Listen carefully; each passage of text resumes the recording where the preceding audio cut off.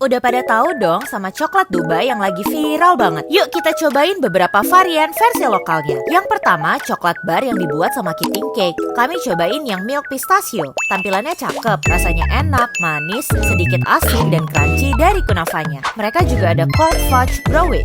Browniesnya enak, manisnya pas, sedikit pahit, dan kunafanya bikin tekstur crunchy. Terakhir, kami nyobain coklat Dubai dessert dari Bittersweet by Najla. Yang ini terdiri dari lelehan coklat Belgium, kataifi dengan pistachio paste, dan coklat brownies. Rasanya manis, ngacang, ada sedikit asinnya. Enak deh, ini untuk detail harganya ya. Buat kalian yang kepo sama coklat Dubai viral ini, cus langsung cobain.